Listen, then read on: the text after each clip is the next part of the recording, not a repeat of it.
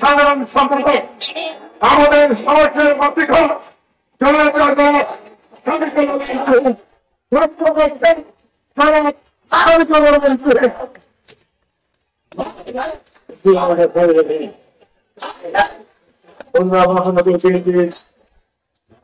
আয়োজিত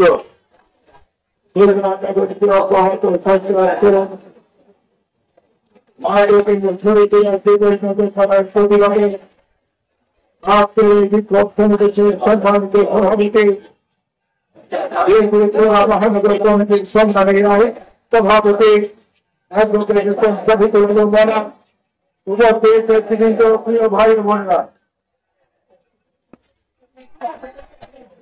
এই চাইলে স্লোগান দিচ্ছে বন্ধ করো, সবাই স্লোগান বন্ধ করো।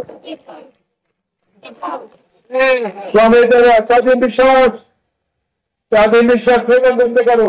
তবে এরপরে আমরা কিন্তু বক্তৃতার পরেই মিছিলে করবো, সেহেতু সবাইকে মিছিলে যেতে হবে। বক্তৃতা খুব বেশি সময় দিতে পারবো বলে মনে হয় না।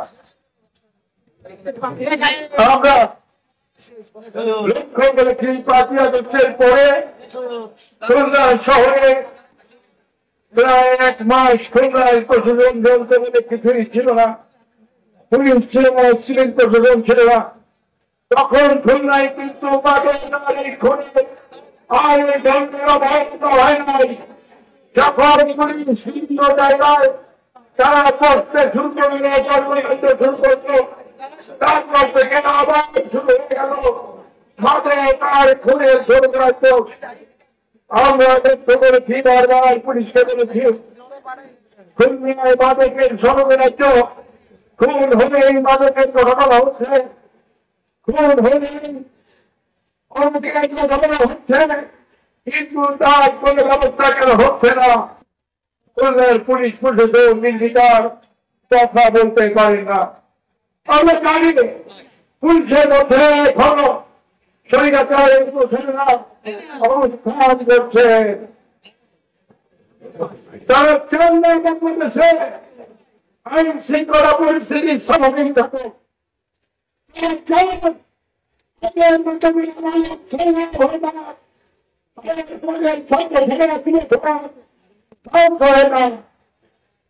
আমরা র্যালি করেছি, আমরা মানববন্ধন করেছি, আমরা স্মারকলিপি দিয়েছি, আমরা কোন পৃথিবীতে এই পুলিশের জন্য টনক নড়ছে না। কি কারণে নড়ে না সেটিও আমরা বুঝতে আমাদের কোন খুলনাবাসীর বাকি নাই। কিন্তু আমরা বলতে চাই, এই দিন নয়, আরো দিন আছে, অপেক্ষা করেন, দিন কিন্তু দেখতে পাবেন।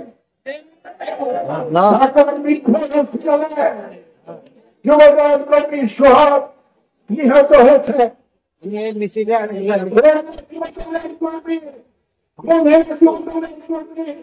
সারা দেশে মিছিল করছে, স্বাধীনতার ওরা এই হত্যাকাণ্ডের দাবি করছে, বিচার দাবি করছেন, বেশ ভালো কথা। কিন্তু যে ব্যক্তি খুন করেছে তাকে কিন্তু গ্রেফতার করা হয় না, সে কিন্তু এখনো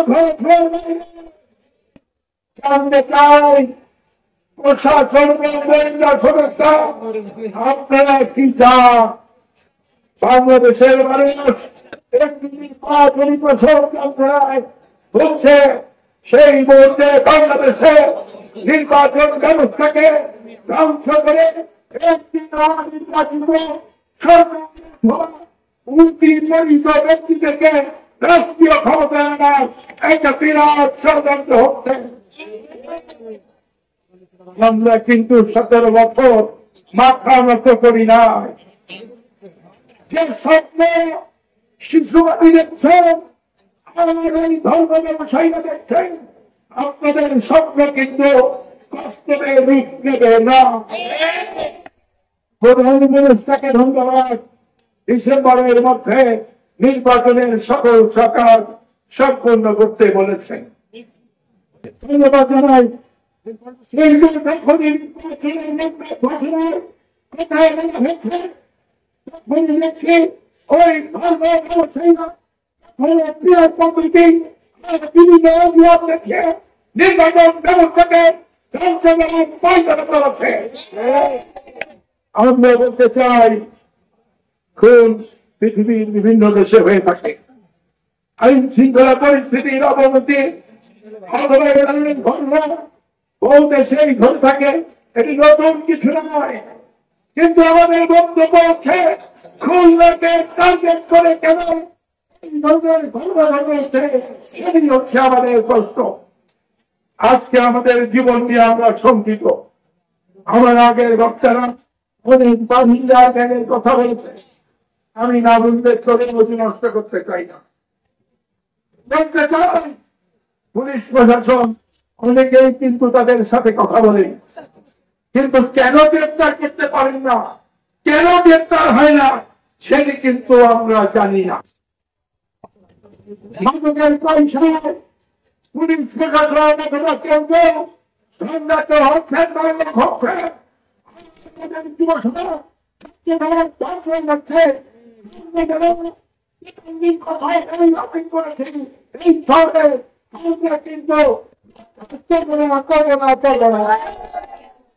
কয়েকদিন আগে দেখেছি বৈষম্যবিরোধী ছাত্র আন্দোলনের নেতা কর্মীরা পুলিশ কমিশনের কার্যালয়ে ঘেরাও করেছে। আইন শৃঙ্খলা পরিস্থিতির অবনতি আর মাদকের বিরুদ্ধে ব্যবস্থা নিতে ব্যর্থ হয় তারা আন্দোলন করেছেন। একজন শ্রেষ্ঠ খুলনা ছিলেন, উনি কথাও দিয়েছিলেন উনি ঢাকায় ফিরে গিয়ে ব্যবস্থা নেবেন, শুনেছিলাম, পত্রিকায় দেখেছি। কিন্তু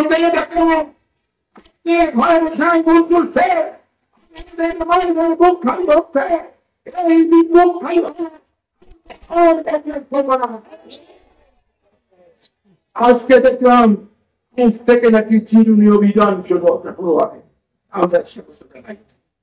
আমাদের ব্যবসায়ী যে দলের হোক, সন্ত্রাসী যে দলের হোক, আমাদের আপত্তি নয়।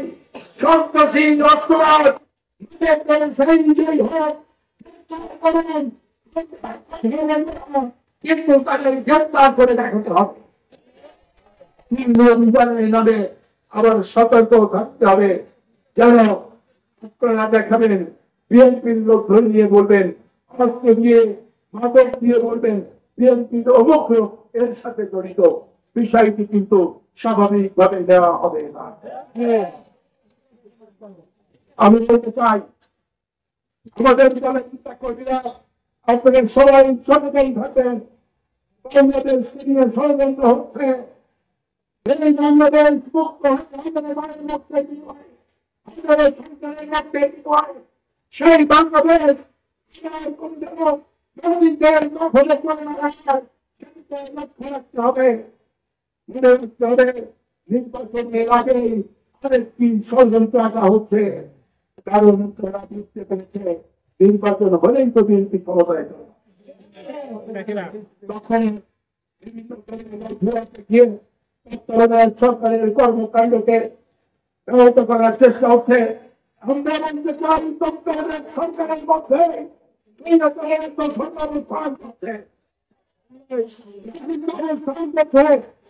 তারা যদি সেই জায়গায় না যাচ্ছে, তাহলে বাংলাদেশের চেহারাই পাল্টে যেত। পরে আমরা মিছিল করবো, বিক্ষোভ মিছিল হবে শতভাগ শান্তিপূর্ণ। যারা এখানে উপস্থিত হয়েছেন, অভিযোজিত রয়েছেন, এখান থেকে মিছিল নিয়ে সোসাইটির সামনে দিয়ে ঘুরে দর্শন হয়ে এই রাত হয়ে এখানে এসে আমরা মিছিল শেষ করবো। আমাদের মা মিছিলের সামনে থাকবে, আমরা মিছিল করবো, বিক্ষোভ মিছিল হবে শান্তিপূর্ণ। সকলে মিছিল অংশগ্রহণ করে আহ্বান জানিয়ে সাথে সাথে গত 10 মাসে যে সকলটি খুন হয়েছে সমস্ত খুলে গ্রেপ্তার শাস্তি দাবি করে আমি আমার কথা শেষ করছি। আমি